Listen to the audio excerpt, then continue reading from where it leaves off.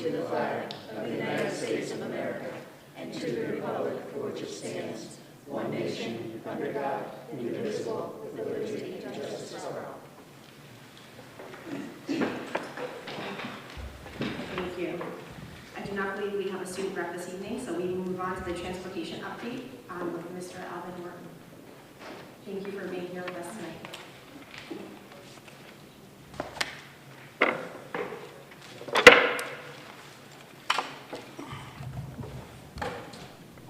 Good evening. Thank you for having me.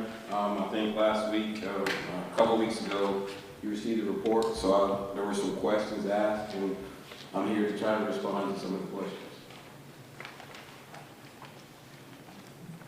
Yeah, could you just, in that letter, if I remember correctly, back on it now, it said that you couldn't offer more money to be competitive with other companies, you know, private companies that are hiring drivers because you have unions to contend with, or something to that effect. It was very confusing for me because I don't think any union would say, hey, you can't pay our drivers more. That just doesn't seem to make sense. I don't think it actually said that. I think what we were trying to intimate was the fact that, unlike First Student and 5-Star, that our bus drivers during the summer go 2 months without work, so they cannot claim unemployment. Because we're an educational facility, we cannot, our drivers cannot claim unemployment. So even First Student, 5-Star private organizations, if they don't work during the summer, if they work summer school, the rest of the time they can claim unemployment, so they're paid for the full summer. Our drivers go 2 months without pay. Okay, that's a lot more clear. I don't think that letter said anything about collecting unemployment. That is very interesting. Okay. It says in there that you're doing advertising and stuff like that to get more drivers. Could you go more into that? We've spent $62,000 in advertising, billboards, commercials, radio ads. We had postings on trees. There's postings on our signs. So we're trying everything, even offering our $200 incentive for anybody that refers a bus driver that stays for a whole school year. So we're trying a variety of things.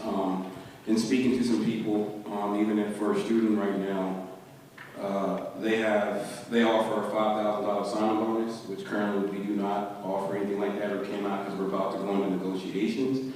Maybe that's something down the road, but they still have 40 to 50 openings with First Students. So it's a national issue when it comes to bus driver shortages as we speak right now. And we're losing a lot of even our sub-drivers that would actually sub in to drive to smaller districts because they're guaranteeing hours, 4 to 5 hours, regardless of how long they drive.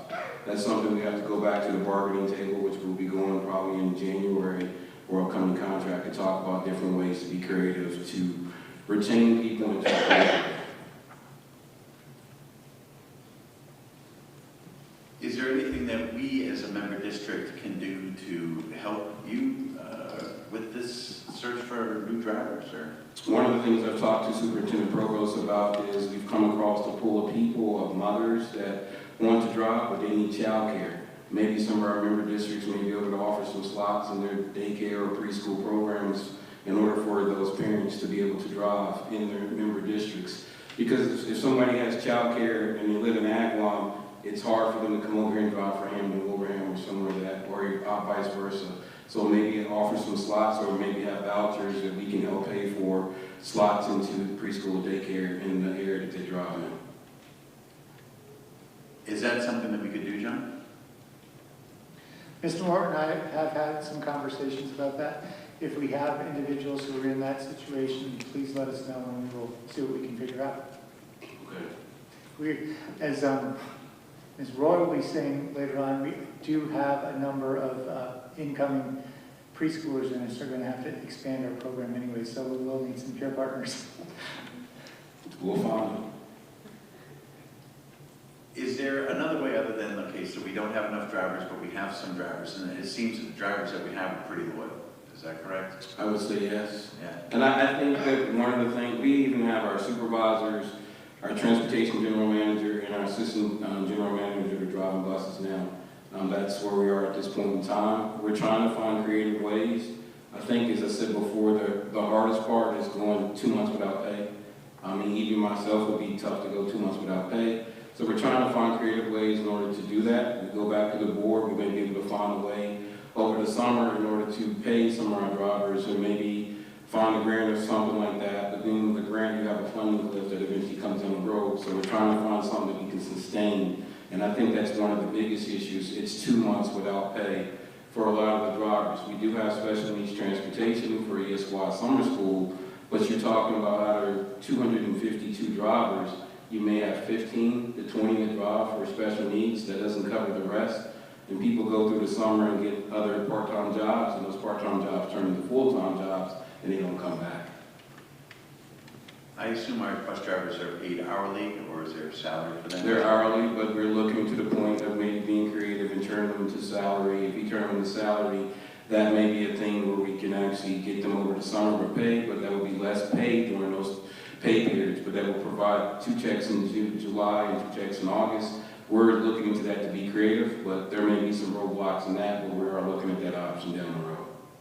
Yeah, because a lot of teachers, they take their salary when they work, but some of them take it in 12 payments. They get that balloon payment at the end of June, yes. So we're trying to expand and go a full year if we can, but there's some obstacles there, but we'll work past those also too.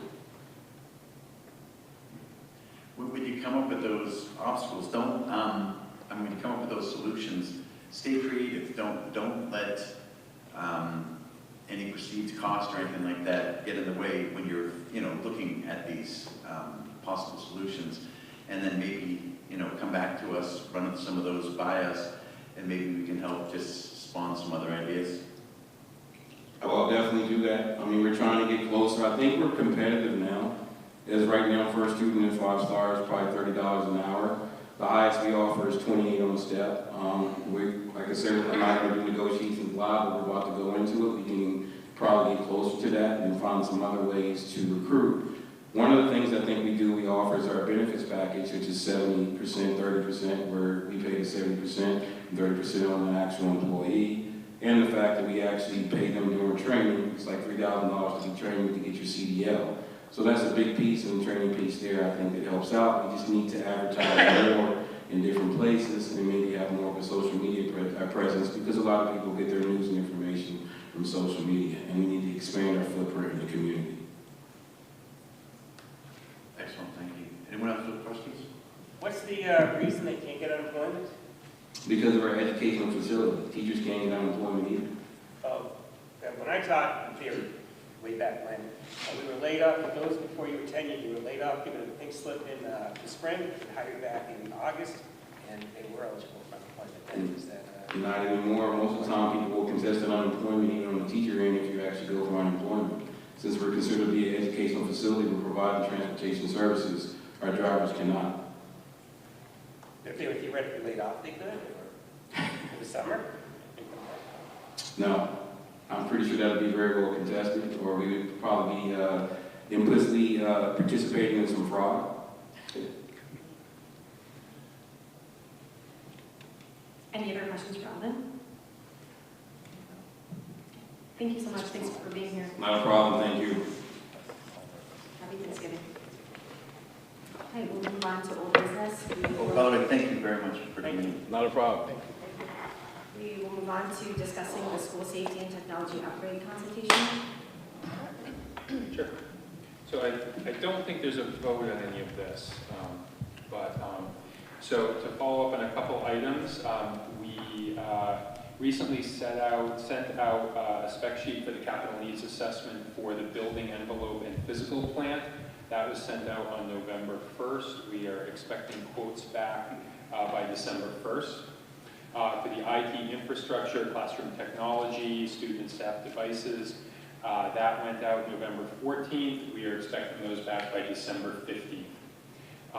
In each case, we will work with the winning quarters to determine timelines. We're pushing for somewhere in the January-February timeline for completion. And then at Budget and Finance Subcommittee, we had some discussions around the Minichog camera system. There was talk about what the cost structure might look like to do a full overhaul of the system. So we are going to reach out to the provider who did the WMS upgrade. We're going to see if they can give us sort of a broad cost estimate to see what it might look like to do an overhaul of the Minichog camera system with the ability to make it scalable to cover the entire district. My expectation is at this point we'll probably meet with them sometime in early December.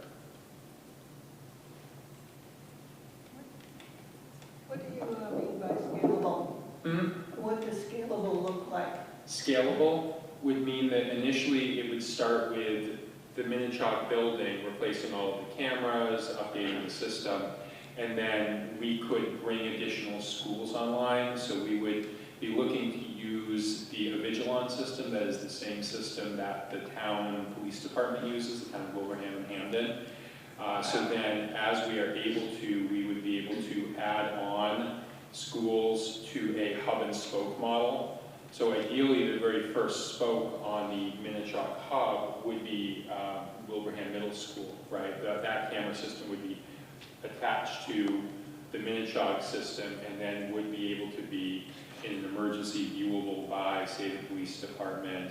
It would be viewable by the central office, things like that. Viewable by the individual school principals? Yes, each school would be viewable by its individual school principal, yes. Yep, that would be the intent. Yep. And that's the system where the cameras can be interchanged, not like locked into one commercial provider. Most of the cameras are pretty interchangeable. I don't know to what degree there's some proprietary nature. They all have some degree of proprietary nature to them, but most of them do have, the cameras themselves are usually pretty interchangeable.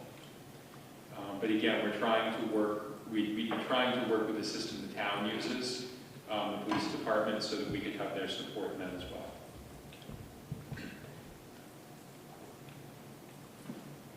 Anyone else? Other questions? Can you just repeat the date for when you'll have the building pulled back? You said That should be by December 1st. I think we may have put November 30th. I think December 1st is a Friday. I may have put December 1st just because it was a Friday. Thank you. Anyone else? Okay, thank you very much. Thanks, Sarah. Yeah, thanks. So modular pricing?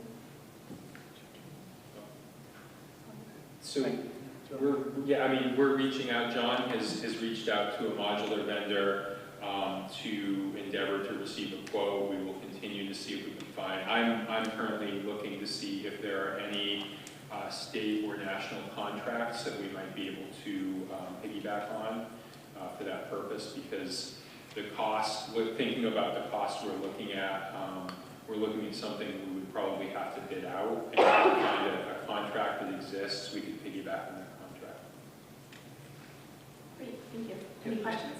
Yeah, Aaron, do you have I've been trying to get a grasp of, so our two most overcrowded schools, I guess Stony Hill and the middle school, like hypothetically, if modulars were going to be considered as a solution, how many classrooms would be needed to add to these schools so that we don't have any kids in closets, every student's in a classroom with a window, which we don't have now, and each school is able to have a functioning library, or IOC. John. So I was the one who actually filled out the applications for the used modular program. The estimate I was using at the time, and I may be off by quite a large factor, so please take this with a grain of salt. I would say in the area of looking for 20 to 30,000 square feet. How many actual classrooms are we talking about when you say 20 or 30,000 square feet? At the middle school, I would say probably 8 to 10. And I would say at Stony, it's not so much classrooms there, it would be office space to get people out of closets.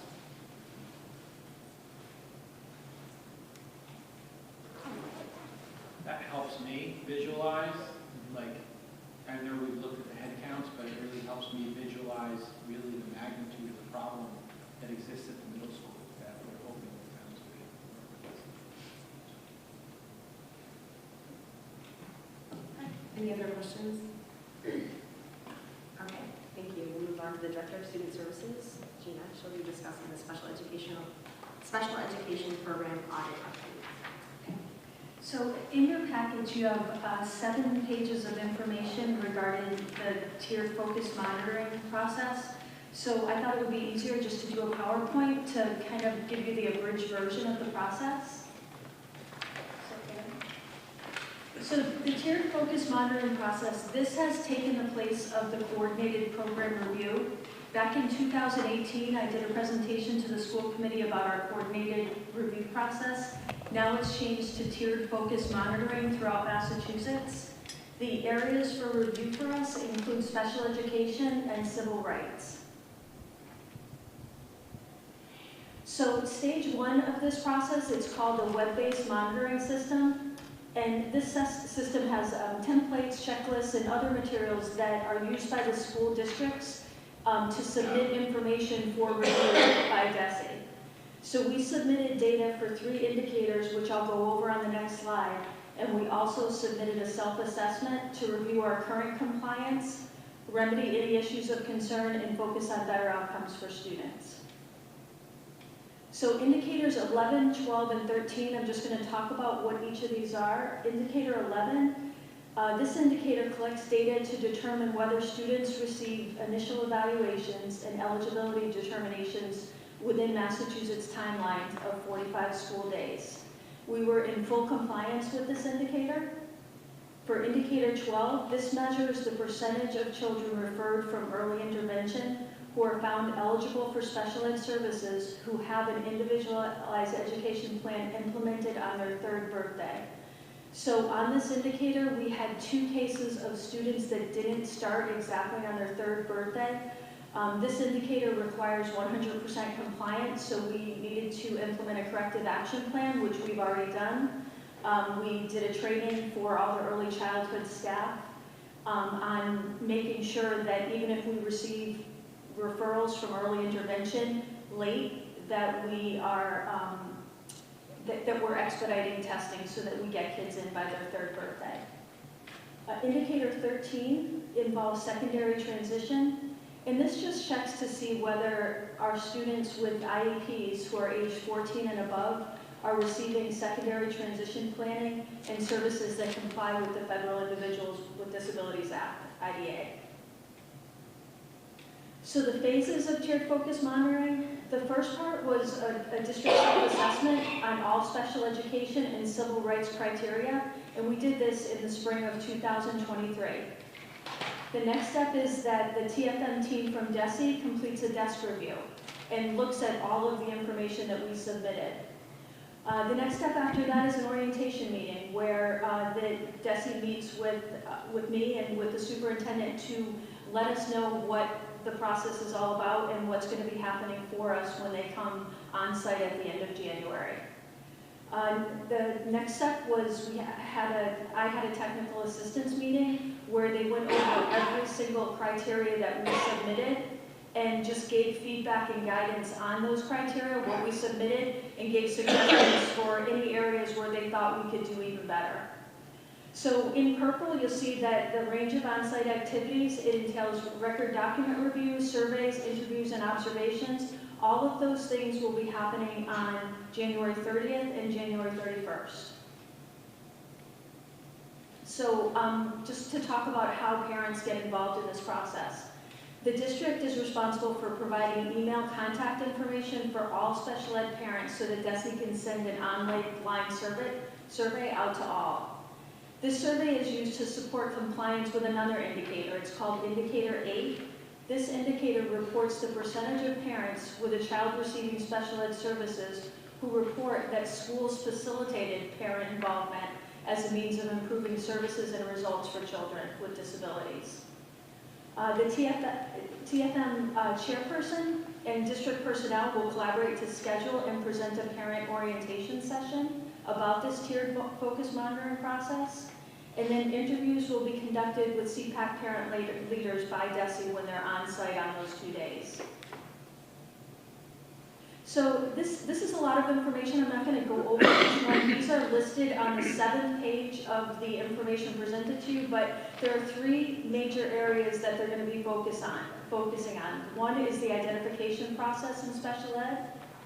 The next is IEP development, where they're looking at all of these components for us. Next is programming and support services. This is the most lengthy list of items that they're reviewing. The next page is even more from programming and support services.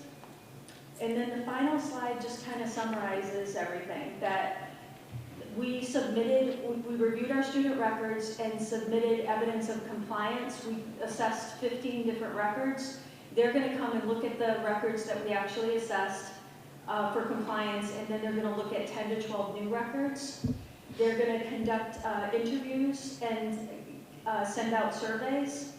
They're going to engage in observation so that they're looking at our timeout rooms, our sub-separate classrooms, checking out location, and assessing compliance. And in documentation, they're going to review any unresolved issues expressed to us during the assessment process, and that will pretty much complete the tiered focus monitoring review.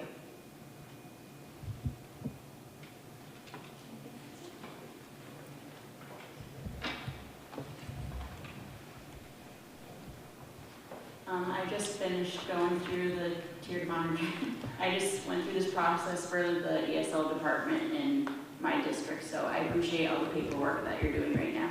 Thank you. Does anyone have any questions for Gina? What's the timeline for completion? So they are going to be in and out in probably 2 days, the 30th and the 31st of January. And I don't know how long it takes them to get back to us with an exit interview. I would say maybe within 2 to 4 weeks is my guess. And are they meeting with any families or parents during that time that they're here?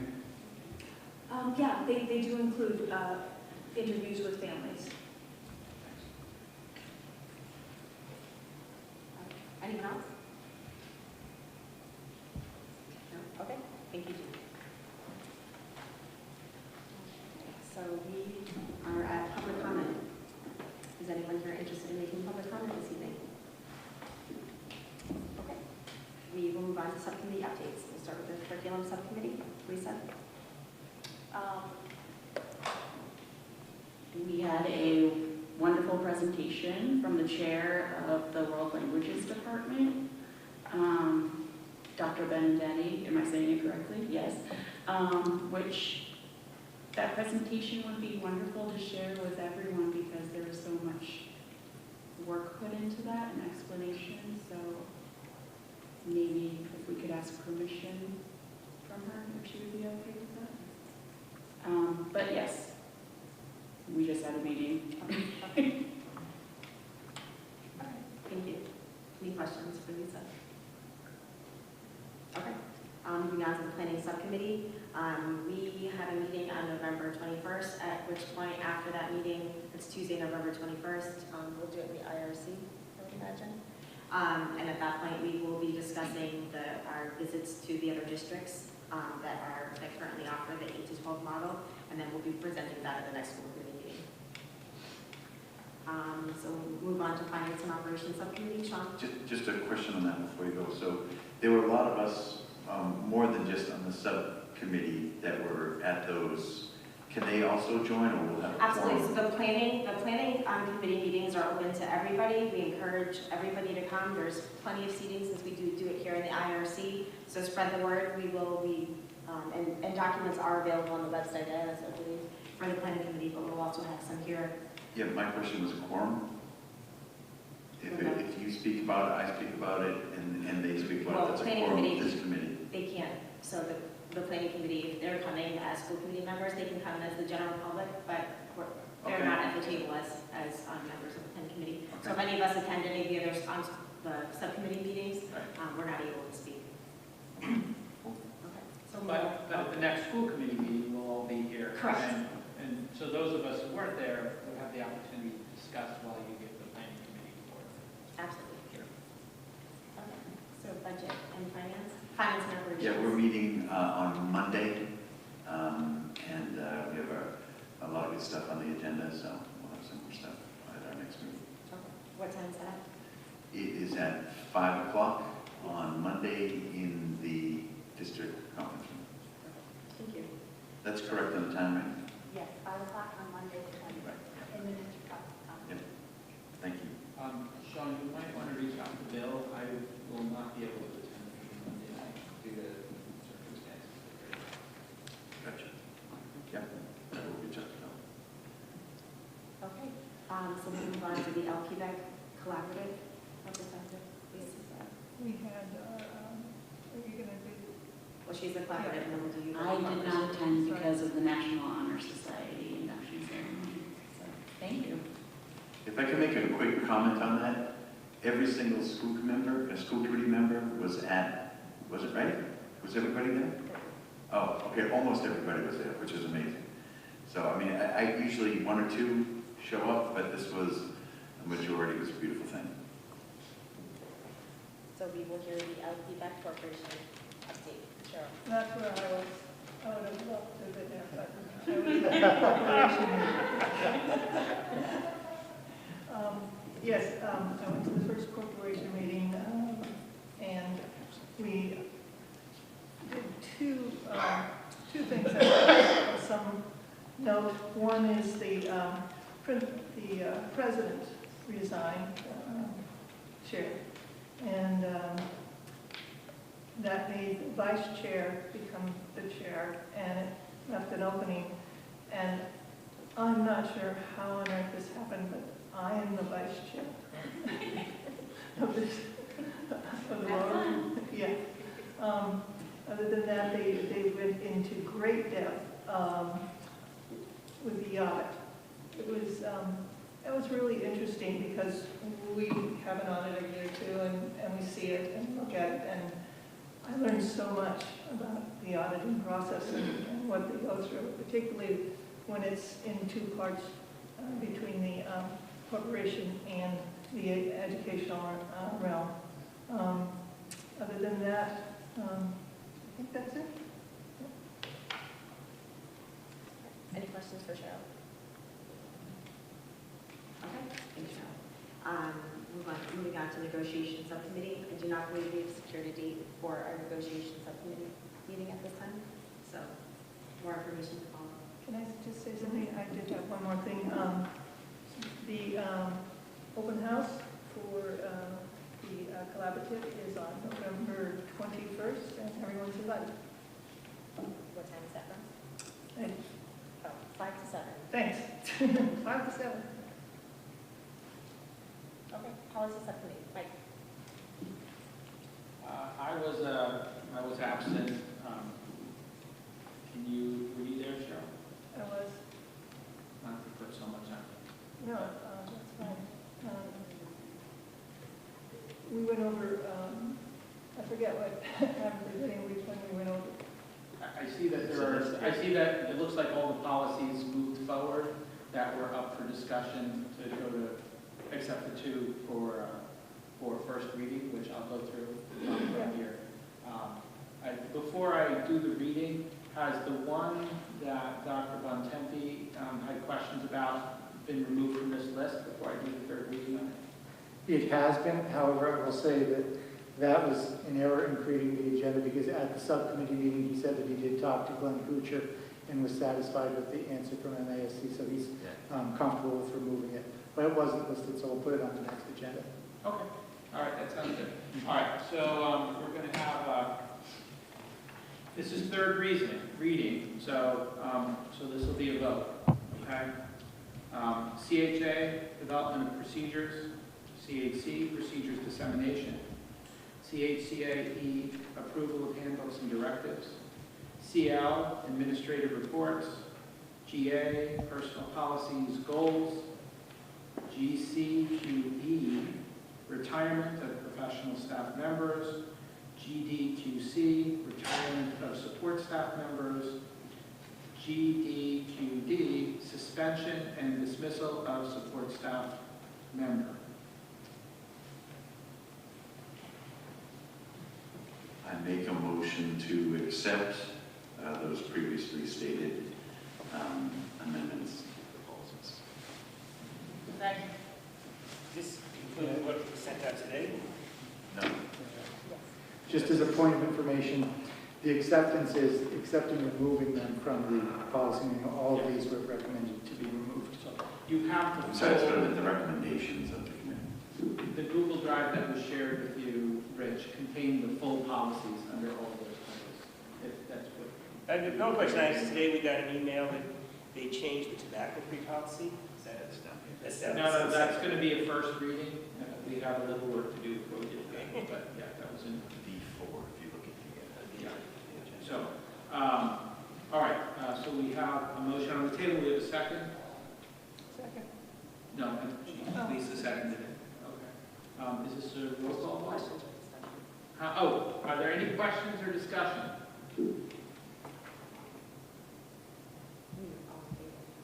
Roll call vote? All in favor? Aye. Any opposed? Okay, passes unanimously.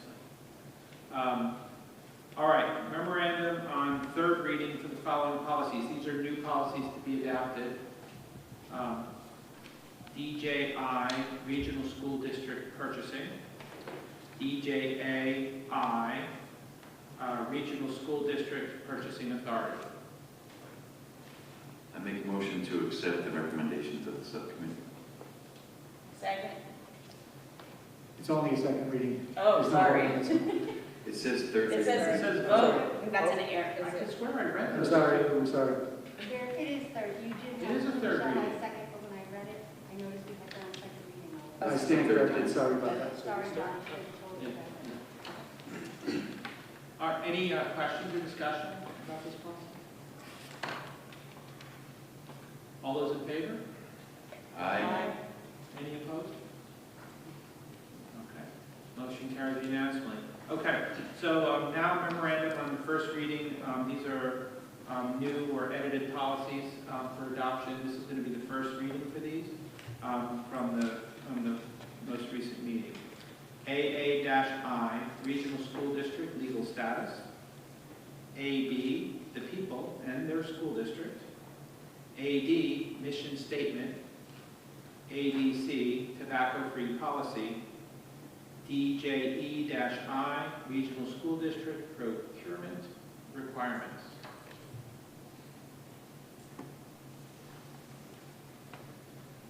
Oh, first reading. We don't need a motion or anything. Nope, we don't need, that was only the first. I have one question, John, which I would have asked if I was at the meeting. The tobacco-free policy, do we have a separate policy for those that contain the cannabis products? We do, that would be under our drug That's policy. going to be coming later. Okay, cool. I was just wondering why they added by tobacco, of nicotine, of nicotine. Because that means you couldn't, before it was just you couldn't vape anything. Now it's just nicotine, it seems like. Now there's a different policy. No, you can't vape anything. It's just a different rule. So we had an extension discussion about adding and nicotine at the meeting. That was one of Dr. Von Tempe's suggestions, so if you want to explain why we wanted to add that. Well, I think when we were talking at the meeting, the vaping products have kind of, the development of them have kind of outpaced where parents are. And a lot of parents don't necessarily know exactly what kids are putting in these mechanisms when they vape them. So we wanted to make sure that the policy was clear and that it would involve any type of volatilizer or aerosolized nicotine so that if in the future new technology comes out, the policy still covers. So then there's someplace else that says you can't vaporize anything else. It's in the, yeah, that'll be in the drug policy. So we're talking about cannabis, but that's a Cannabis or anything else. Nobody should be vaping anything anywhere. I would assume. I think the product that we're concerned about is nicotine. I mean, if they're vaping, just water vapor, I don't know why they would do it. I don't know, so vaping, whatever, there's mints, there's menthol stuff, it seems like why just outlaw vaping, in the school. I guess I would share that I'm unaware of any kind of vape product that doesn't contain either nicotine or some kind of illegal drug. So I think between the two policies, vaping is outlawed.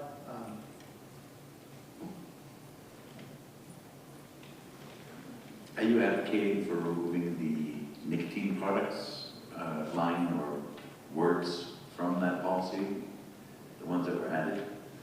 To me, it makes it clear without the nicotine.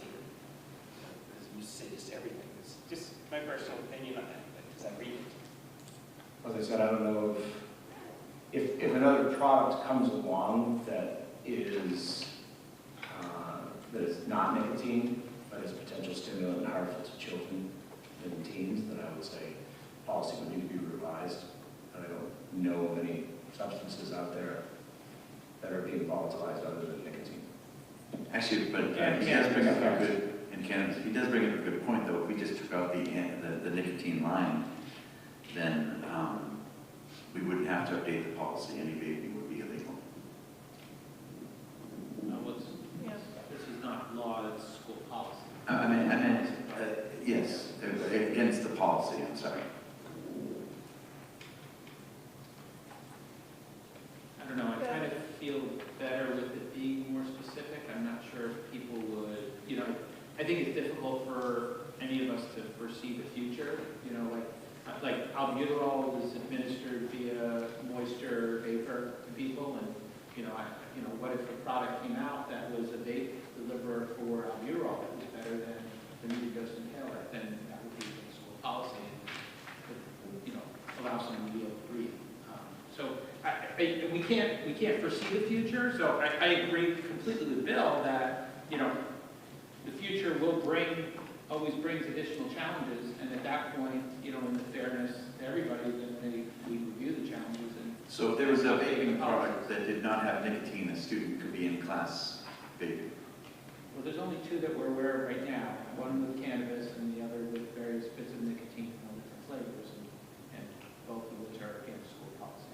I would think that vaping would be, regardless of what you're vaping in the classroom, would be disruptive. I assume if it was a medically necessary thing, it'd be done at the nurse's office, as opposed to just saying we're going to open up to vaping and you know what they're vaping. So how about to vaping, including tobacco and anything else? Just vaping is. I believe the policy is referring to the school campus and not specific sites where it is or is not okay. I guess it could be either way, right? Where you're trying to future-proof it, that we want, if there's any new drugs that people are vaping that we would be protected against. I'm concerned that we may be, that vapes may become a delivery method for drugs that are necessary to help the kids. Neither of which technologies exist right now, and both would potentially require a change to the policy should it occur. I would point out that the title of the policy is tobacco-free. So what is the primary drug in tobacco? Nicotine. That's the addictive substance. So I would prefer to make it very clear that it is any instrument that involves the volatilization or aerosolization of nicotine, seeing as how it's a tobacco-free product. If something comes up down the road, it may not necessarily fit under the tobacco policy, and it may have to go under the drug policy, or a new policy may have to be created. It is not an anti or vape-free policy, it is a tobacco-specific free policy. So in that case, either way, it's fine.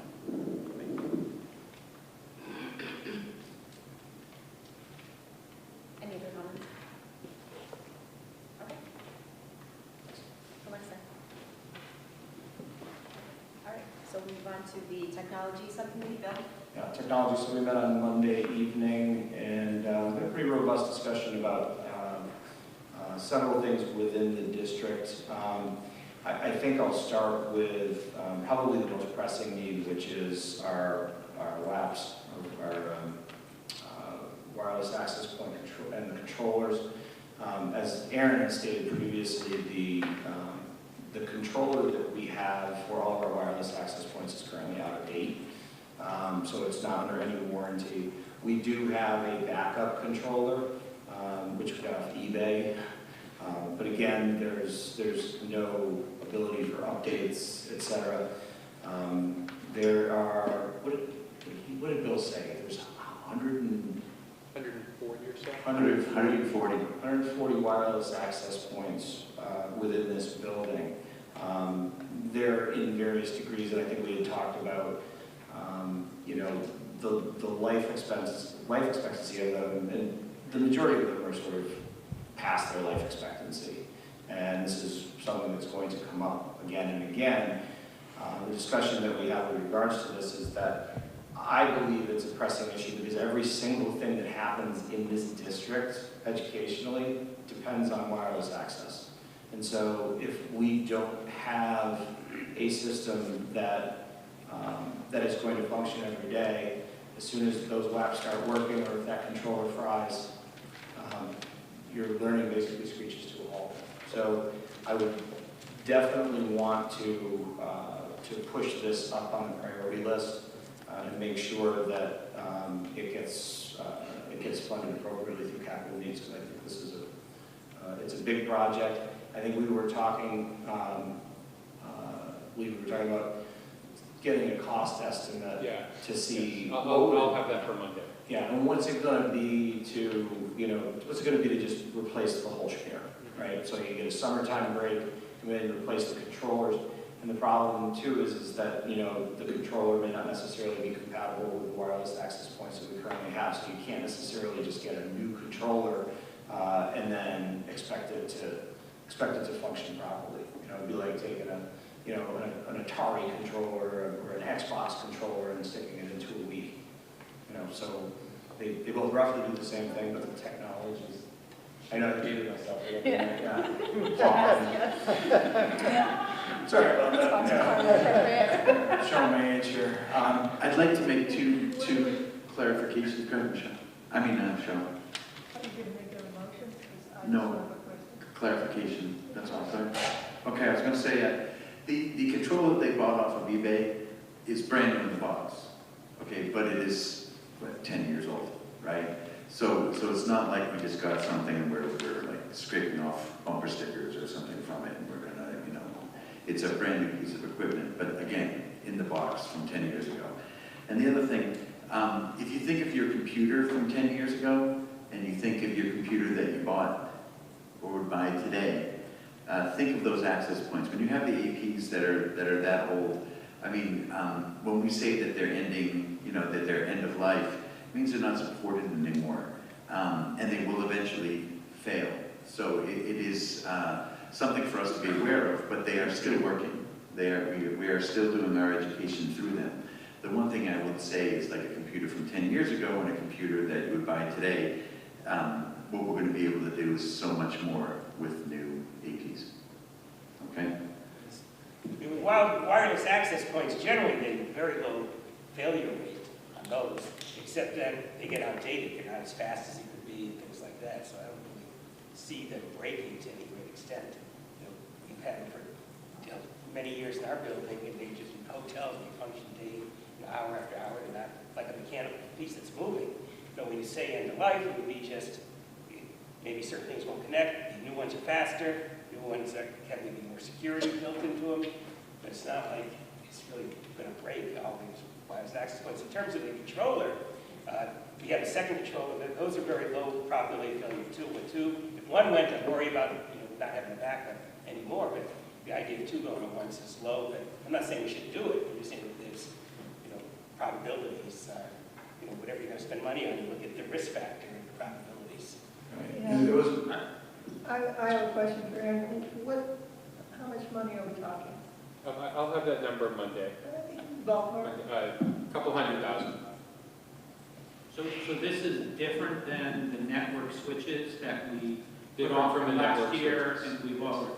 This is the network switches? No, this is different from the network switches. So this is going to be in addition to the Yes. full upgrade of the network Yep. switches that we're hoping to put forward for Yes. Minnetonka capital. Okay. Yep. Okay. There's a lot to the network.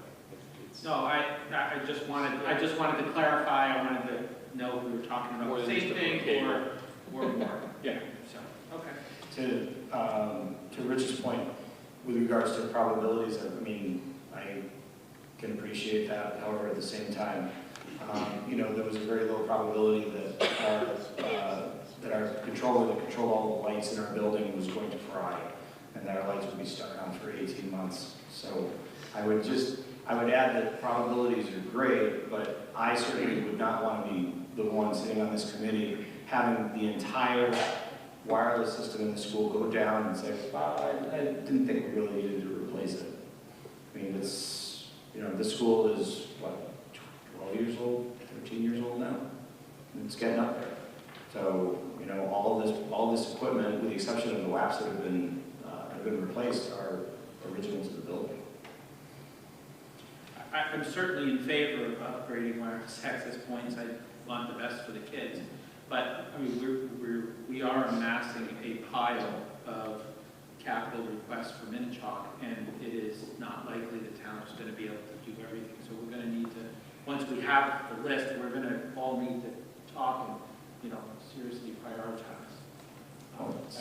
I think though, I think you're going to find when we do the capital needs assessment that, you know, they're going to recommend replacement of things like wireless access points and controllers in a much shorter time frame than 12 years. So, you know, this should have been 4 years ago, right? So when, yeah, it should have been the year before I started, when there was 0 on the Minnetonka capital request.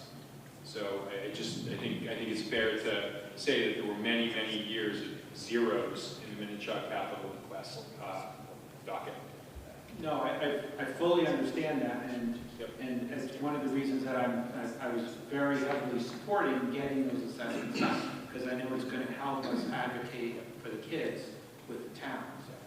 But I think the towns are working with a little over $2 million in free cash, and $700,000 about for network switches, and another couple $100,000 for wireless, and there are other items, you know, and, you know, so it's just, you know, so hopefully, but I'm hoping that the town is going to come up with a better plan for Minnetonka capital, and they'll be in a position.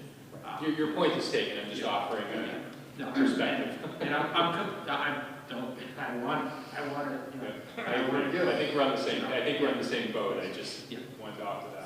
So the other thing that I would offer is that we're facing really a generational gap in our two towns, because I'm going to assume that in the last 7 to 8 years of the old Minnetonka life, there were things that should have been done, but they were deferred simply because they knew that they were searching for a new building. And so when you add up 13 and 7, you get 20 years. So it's been 20 years since the towns have really been faced with the prospect of addressing capital needs at Minnetonka. So it's an entire generation that has not seen these requests before.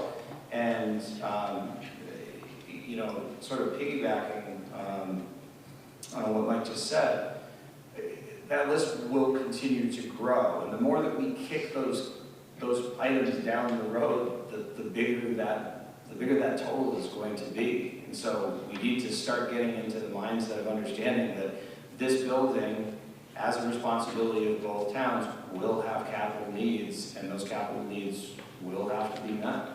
Either that or you're sacrificing the quality of the education of our students, potentially. I just remember in discussions with finance in Wilbraham specifically, it was brought up that just because something is end of life doesn't mean it has to be replaced. You know, if it is working and it's not obsolete, whatever, you know. So I just think that's the hurdle that we're going to have to overcome with finance. And so that was the mindset with the fire alarm panel at Stony Hill. You know, well, it's on end of life, you know, not a big deal, and it fries. And all of a sudden, think if that had happened, you know, thank God it happened when it did. It happened at the end of the school year. So we just had to pay monitors for a couple of weeks to basically sit in the hallways. Imagine if that happened in September, and trying to do the workaround to get that work completed during the school year.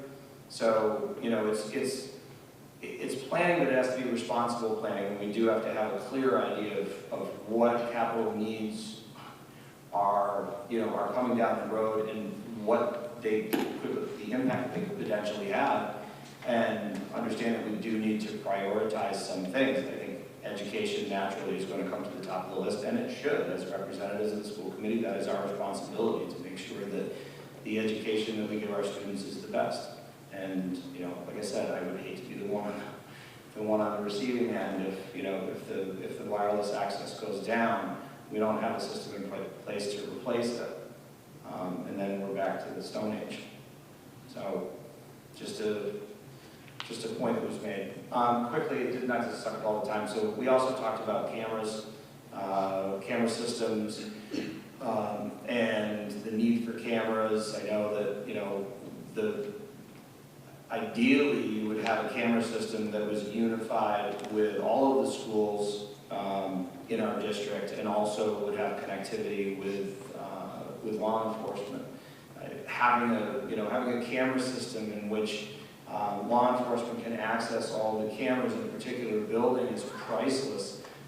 God forbid if we ever got into a situation where there was, you know, an intruder in a building, and trying to identify the location of that. It certainly gives them eyes on the ground and a big leg up. So again, it comes at a cost, but you know, I don't think that we necessarily should, you know, poo-poo the idea of looking at our camera system, looking at the technology. I know Richard brought up wireless cameras. I would defer to people that actually have these security systems, and I think we had talked at the meeting, and you know, we could sort of get an idea of what we're looking at for costs, and then my idea was also that if you know, if we get down a little bit further, we can even talk to people who have built new buildings in recent years and find out, you know, the systems that they use. But it's going to take a coordinated effort between the school district, the towns, specifically the police departments in both towns. And the idea, I think you had talked about doing a spoken hub model for the camera system, where the high school would basically be the hub, and then each of the surrounding schools would be the spokes. So it's, you know, again, it's a big ask, but school security is one of those things that, you know, it's a priority. It has to be. So this is the same money for security cameras that Wilbraham Finance did not recommend moving forward with, correct? Because they felt that there was a good opportunity for a grant. So the money we were asking for was really just to replace some damaged and non-working cameras and add a few cameras.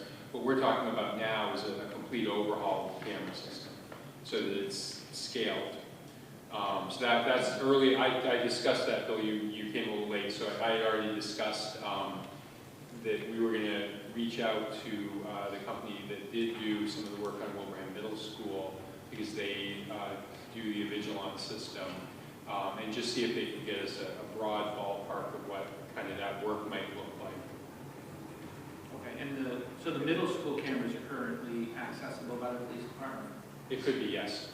They could be, but they. I don't think they have access at the moment. We need to have some conversations with them about what that looks like, but we're going to work on that. Okay. That's in the works. Okay. So I would hope that they'd be supportive of funding this if there isn't a grant open this year. Right. And if there is, then we just got to continue to do our due diligence. Fair enough. And then the last bit of technology that we talked about, it kind of fit into technology, was reinforcing entry points. I know that, you know, when we talk about intruder situations, we talk about accessibility to the buildings. Most of the time, these things will occur through the entryways, the main entryways. A lot of the schools, you know, they've got low windows, so certainly it's a, you know, it's a potential point of access, but, you know, the front entryways are sort of the place where we'd have the ability to provide some reinforcement. There are companies out there that provide films that can be applied to the windows, and the products are actually pretty amazing, because you can apply the film to the windows and it basically turns regular 3/8" glass into a bulletproof barrier. And they have a video showing the film applied to glass, and literally the guy just keeps on hitting it with, you know, with 5.56 rounds, and then literally is is smashing it with the butt of the gun, ends up breaking the gun, but doesn't break through the window. And we put that into technology simply, I think it's something to think about, to look at reinforcing some of our entryways and even some of our classroom windows. You think there's probably things that no matter what you do reinforcement, you have to be able to get out from the inside. That's what I was just saying. Well, that's the nice part about the film is that if you access it from one side, the film protects. If you access it from the other side, the film will break. Oh, wow. Yeah. Saying that, I'm kind of always been like a spender. I have a lot of money, I'm just ready to spend it and get everything. But otherwise, it's just a matter of you have X dollars and limited. You look at, do an analysis of what is the real security risk in different areas of the building, and then where do you spend your money first. Obviously, you want to spend it on everything, but you look at what's more likely, somebody shooting a bullet through the window or somebody coming in the front door that's open and just walking in with something. So, artificial, there's cameras that will look for, you can register every single person that's supposed to be in the school and it sees a face that's unrecognizable. It can alert people. There's all kinds of things out there to do is say, what is our biggest risk? And then spend the money to address the biggest risk first. Well, it'll depend on the building. Yeah. I mean, if you look at the doors at, Sewell Road, I mean, you got this little tiny window. I mean, they have these big steel doors, so there's not a great access point. You look at this building, and it's like a department store. Yeah. And there's glass everywhere. So, it's something that we should look at. And again, we talked about at the meeting grants that are available for this. I mean, to me, it's money that's well invested because the film lasts. You can't even tell it's on. It lasts for however many years, but it certainly provides an additional layer of protection. And I think about some of the places that it would be most useful. The entryway here. I also think about the classroom windows at Stony Hill and at Mile Tree. I mean, can you imagine having somebody, an intruder, in that courtyard at Mile Tree? They have access to every single window, and those windows basically run from counter to ceiling. So, it's something that we should really look at. And the cost is not prohibitive, but if there's a cost, absolutely, grants would help. I don't know, what's available. We have to just keep our eyes open. We've talked about grant writer previously, to have somebody constantly looking at stuff like that. But yeah, there are cheap listing devices that can detect, a glass breakage and then alert people. Those are very cheap. There's all kinds of things. Of course, the guy can already be in the building. I was just going to say. At least you're alerted. If you knew there was a film on it, a little bazooka bullet through whatever they got there. Most of the time, I would say exclusively these things are, these are firearms of small to medium caliber. People aren't coming in with a .444 Marlin. They're coming in with a 22 or 223, 5.56. And those are certainly enough to kill you. But if we can stop it from coming into the building to begin with, then the opportunity to save lives is there. Thank you. That's all I got. Thanks. All right, moving on to consent agenda. Just a quick note, the minutes are from 11/2/23 and not 11/6 as noted. So when you make your motion. I make the motion to accept the consent agenda with the previously mentioned edits. Second. Any questions or discussions? They're fine on the minutes, it's just on the agenda where the date is incorrect, just to be clear. Okay, any questions or discussions? Okay, all in favor? Aye. Anyone opposed? Okay, motion carries 7-0. Thank you. Moving on to the superintendent's update. Oh, sorry, just a point. Would you want to read the donation? Yes. So we typically will read that, especially if it's over $500.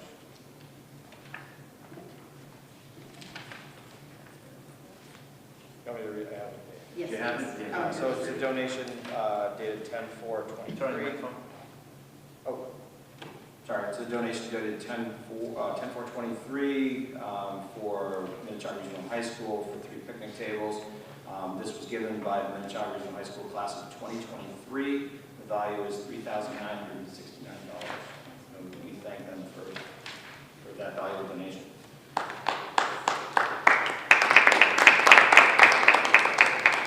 And we already sent them a thank you. We'll send them a little.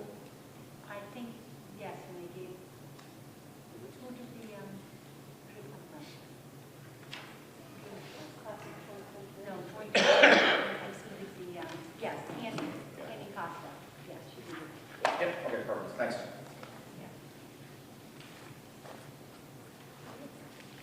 Okay, thank you very much.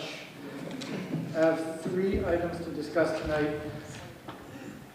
We've been implementing the strategic plan now for about 13 months, and as you know, one of the things that we added in that was a timeline of activities to be completed each year of the 5-year plan.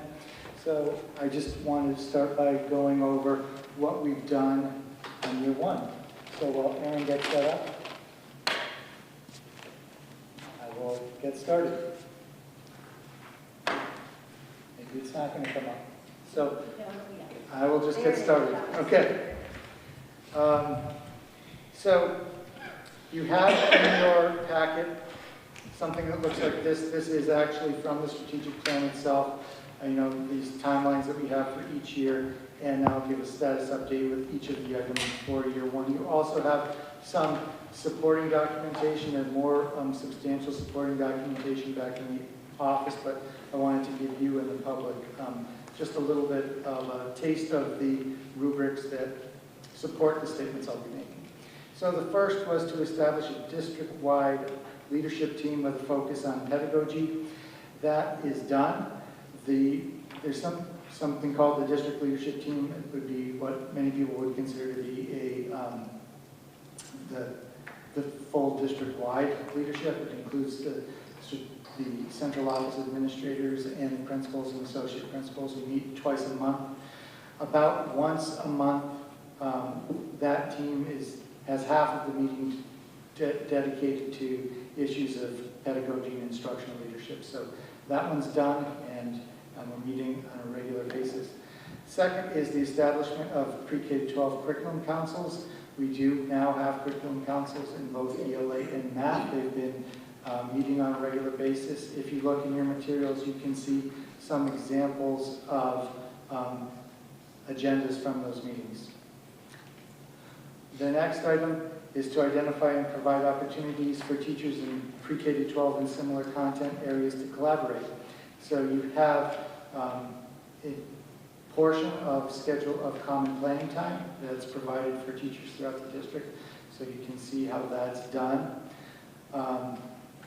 The next item is to provide professional development to maintain and sustain a pre-K aligned curriculum, and you have in here several agendas from different PD days throughout the past year. You can see that items on each of those agendas are focused on getting our curriculum aligned and in order. So all of those items are really items that Lisa Curtin has taken a major leadership role on, so I'd like to thank you for getting that all started for us. The next item is to create and implement a process for updating, growing, and innovative district-level educational programming. That one's not shared. I've stated many times, and I'll state once again, I'm concerned about the number of initiatives that are in this strategic plan. There's 100 if you count them all up. And just trying to get aligned on the basics has been full bandwidth for both the administrators and the teaching staff. I think that creating a new process to develop new programs is something that needs to take a backseat while we work on getting the basics covered. So that's why it's not started. The next was to reestablish a district safety wellness advisory team. That's done. I've shared some products from the safety wellness advisory team. It often meets just before this meeting. The next was to conduct district-level family reunification drills.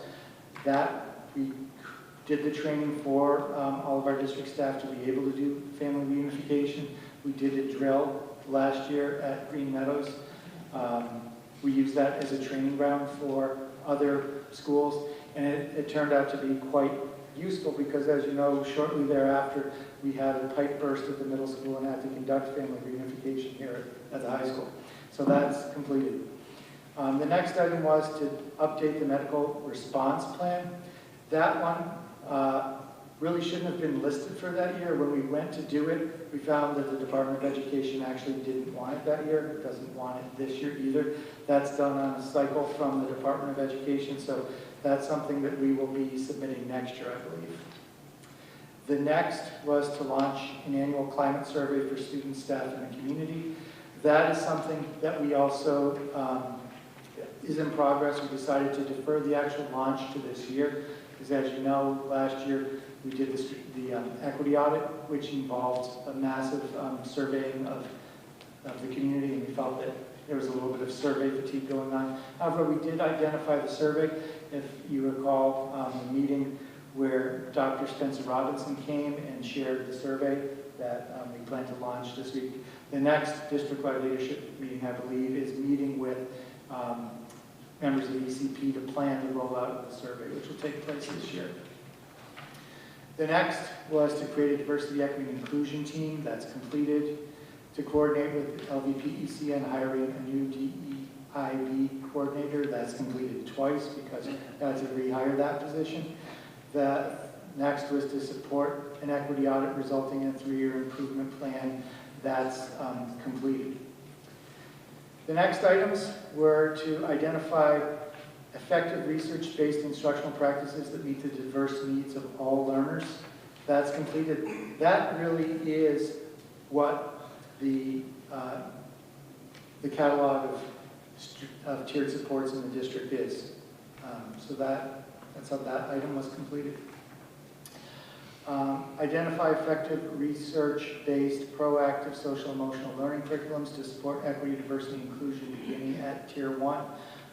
Again, I'll refer you to the catalog of tiered supports in the district. As you recall, one of the strands was social emotional, so that's been done. The next is to establish a website review and evaluation team. It's completed. The next is to examine the quality of staff meetings at all levels. That's ongoing. We have evaluated team meetings, but that's something that you have to do on an ongoing basis just to make sure that your meeting practices stay sharp. Next was to make school committee minutes public and acquire a better live streaming process. That's completed. The next was to create a diverse district-wide, to create several diverse district-wide teams, i.e. the ILT, the climate team, the DEI team, the student success team, the communications team.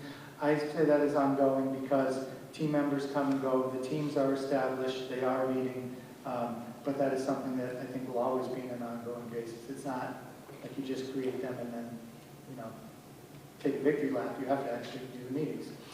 Next, establish team roles, meeting schedules, communications protocols. That's ongoing. That's one that I think I'll be bringing some more communication to the school committee about in the near future, because as you can see from all the things that have been completed now, there are lots of different groups that are meeting, and sometimes it's hard for them to communicate with each other, for people to figure out all the different things that are happening in the different teams. So I'm thinking about how those teams can share out in an effective way with each other and with the whole district. The next is to establish financial support for team sustainability. I have that as ongoing for all of the discussions that we had earlier in this meeting. I think that one can't get out of the ongoing category until we find a way to deal with our capital needs. Next is to create a planning committee appointed by the school committee and select boards. That's completed. This is an area where we actually went beyond what was in the plan originally. Originally, that was the goal for the first year. But as you know, that planning committee has been meeting on a regular basis and trying to get a lot done because it has heard a sense of urgency from the community about trying to get to the end of thinking about what a new regional agreement would be and what new district reconfiguration could be. In fact, I have been asked to talk to the Rotarians at the end of the month. So in the process of having putting together a timeline, which I'll share with the school committee when it's complete, kind of shows a nice way of showing all the things that the planning committee has done over the first year of their existence.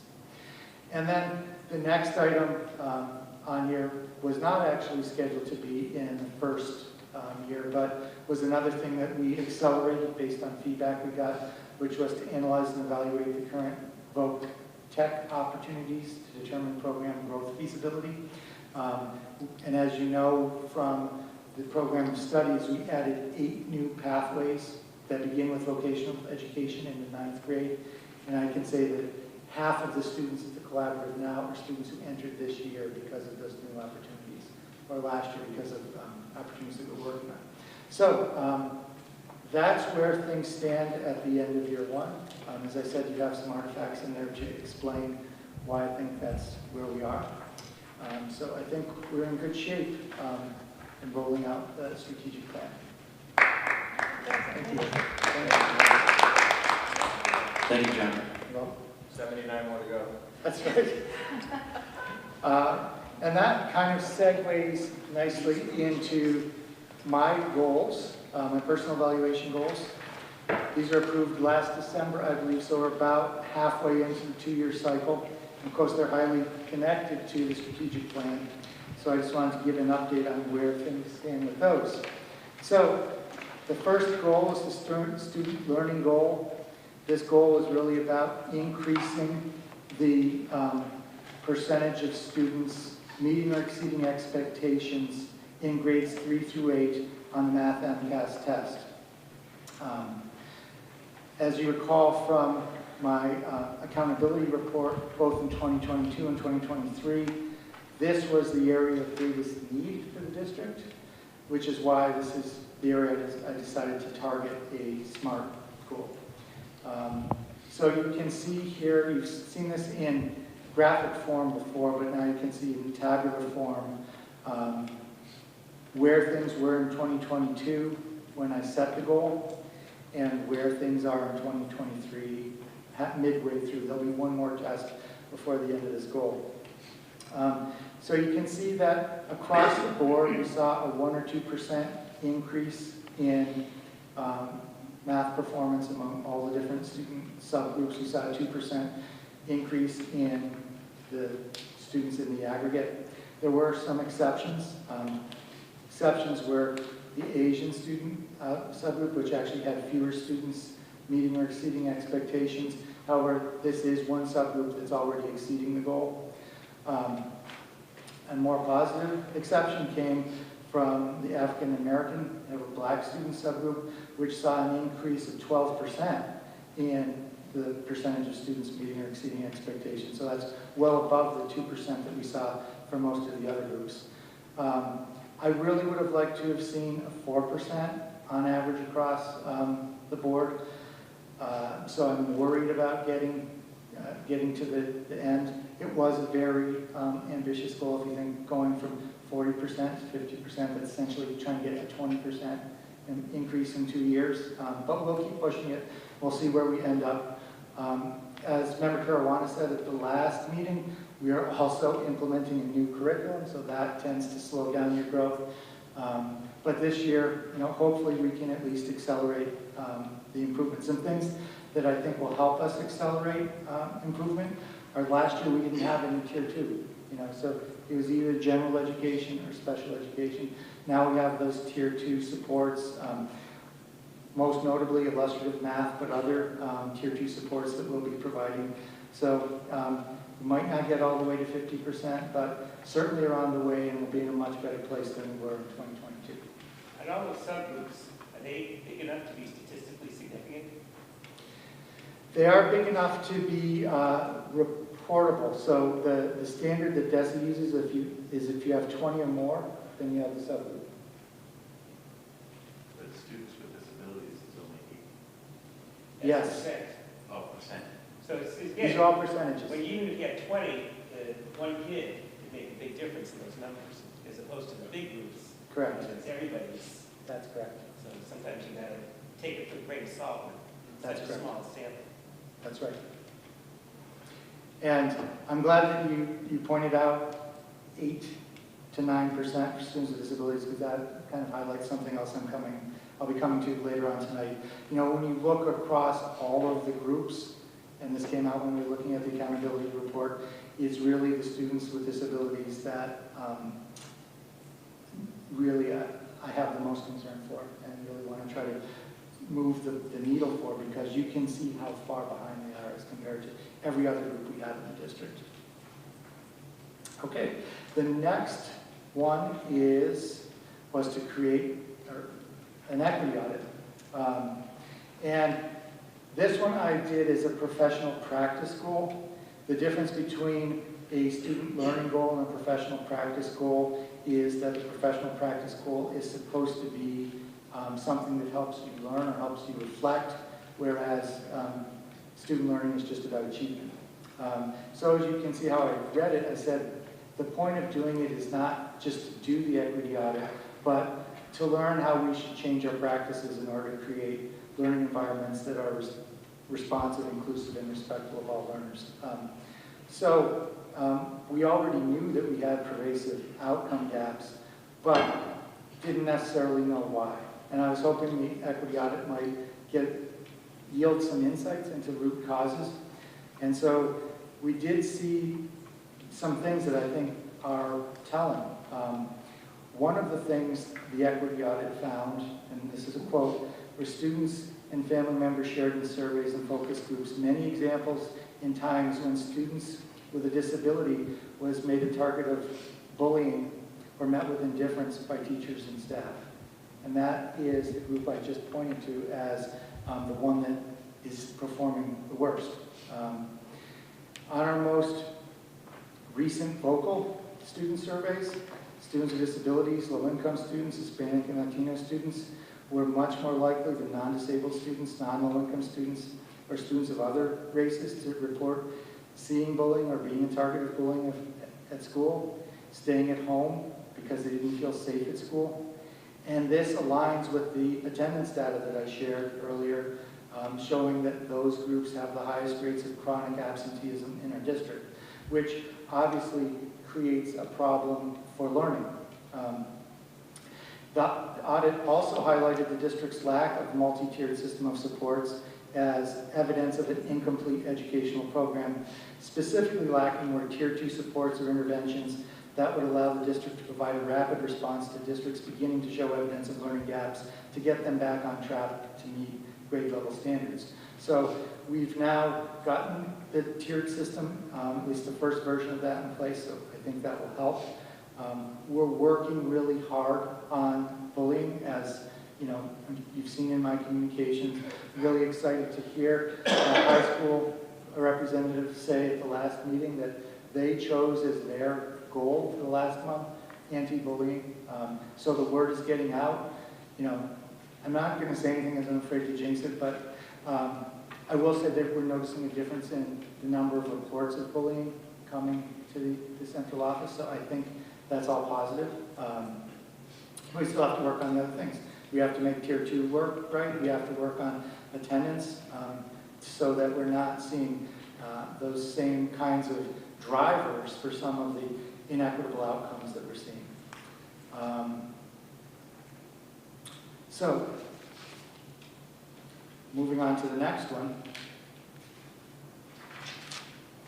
which is related. Now we get into the district improvement goals. So in addition to the student learning goal and the professional practice goal, we also had 2 district improvement goals.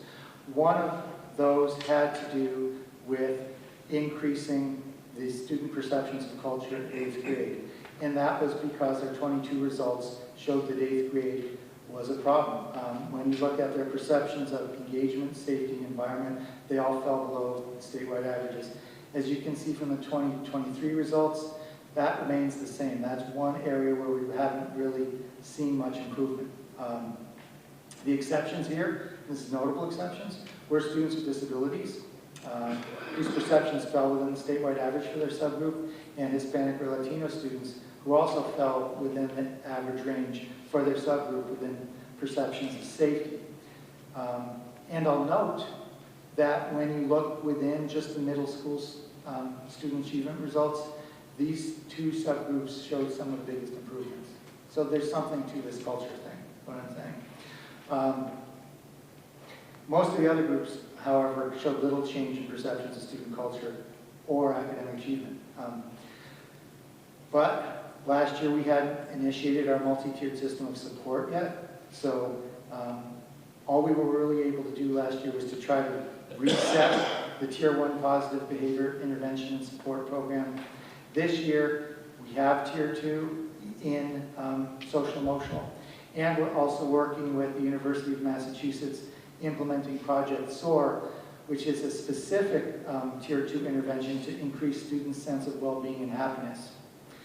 Just for information, our universal screening showed that 22% of Wilbraham Middle students met criteria to be candidates for an intervention, meaning that they had significantly lower sense of well-being. However, participation is based on consent of caregivers and the students themselves, so only about 10% of the students will be receiving the intervention. But participation is highest in the 8th grade, which is the grade that, again, will take the vocal survey. So I hope that this work with UMass, this positive psychology approach, coupled with the anti-bullying work that we're doing, will translate into higher perceptions of climate among this year's 8th graders. And then the final district improvement goal was to develop a new district website. And so you can see that one is accomplished. You know, websites are always a work in progress. There's something we're always building, but we definitely have moved off of our old system to something that is much more up to date. So just sort of checking in at the midpoint on the goals. I think 2 are completed, 2 are ongoing. I really am hopeful that we're going to be able to turn these pink cells in grade 8 to white, which would mean being the same as the state, because we're really close in a lot of areas.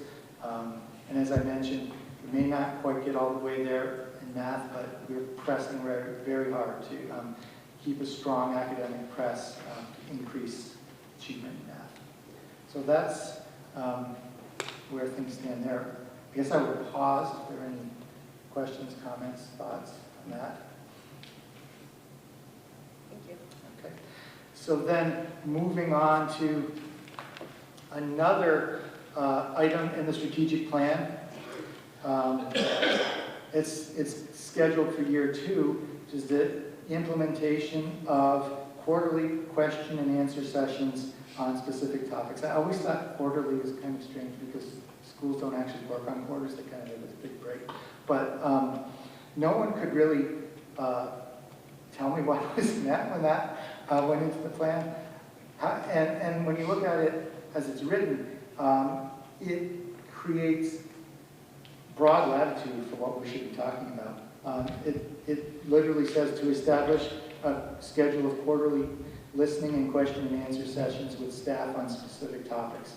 And I have decided, since we're getting that started now and since the sky is really the limit, and I guess I have, you know, say in what it's going to be, to prioritize education of students with disabilities.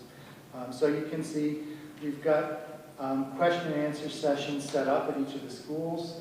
Those will be ongoing, so hopefully we'll be able to gain some further insights and create some agreements to really start moving things forward for achievement of students with disabilities. And as a part of that, I'll also be meeting with the Special Education Parent Advisory Council, because obviously parents and parent expectations have a great deal to do with the success of students with disabilities. So that's my update for this month. Sorry I went a little long.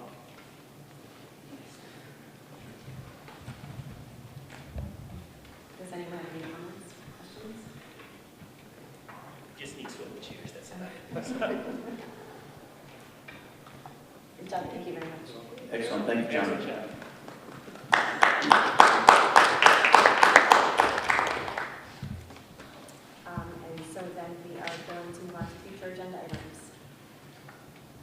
put on, I guess we would have to, the MASC, MASS resolutions. Or we could call it the battle of the amendment to the amendment to the amendments. It was a very interesting experience. Anybody else? Just before we adjourn, I would just like to offer a shout out to the rec department, football teams. The senior boys football team won their game against Westfield to capture the Division I Super Bowl. The 5th and 6th grade juniors also defeated their opponent, West Springfield, and they were also crowned the Division I Super Bowl champions. So we have grades 5, 6, 7, and 8. All 4 of the kids that played in those grades are now Super Bowl champions. Congratulations to the dad and the coaches.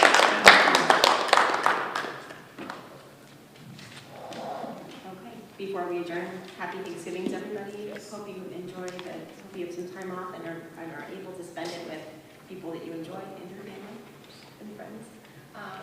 Motion to adjourn. Okay. Second? Well, you know.